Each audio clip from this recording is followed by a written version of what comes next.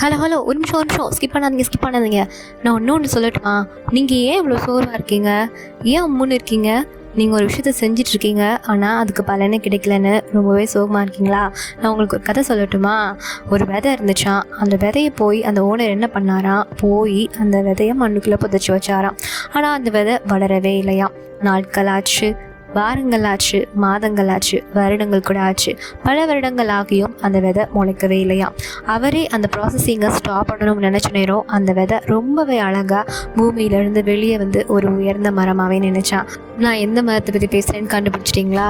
நீங்கள் ரொம்ப ஸ்மார்ட். ஆமாம், நான் மூங்கில் மரத்தை பற்றி தான் சொல்லிக்கிட்டு இருக்கேன். அதோட விதை ரொம்ப குட்டி தான், ஆனால் அது வளரவே இல்லைன்னு எல்லாரும் சொன்னப்போ கூட அவர் நம்பாமல் கன்சிஸ்டன்சியோட அவர் தண்ணி ஊற்றிக்கிட்டே இருந்தார். அதற்கான பலன் தான் அது. எவ்வளோ லேட் ஆச்சோ அதை விட பல மடங்கு அது உயர்ந்து போய் நிற்குது. உங்களோட வாழ்க்கையிலும் அதுதான். கன்சிஸ்டன்சியாக ஒரு வேலையை செய்யும் போது அதோட பலன் ரொம்பவே உயரமாக தான் இருக்கும். எல்லாரும் அண்ணாந்து பார்க்குற அளவுக்கு ரொம்ப உயரமாக இருக்கும். அது எவ்வளோக்கு எவ்வளோ ஆழமாக தன்னை தயாரிச்சுக்கிட்டதோ அதை விட அதிகமாகவே அது வளர்ந்து உயர்ந்து நிற்கும்.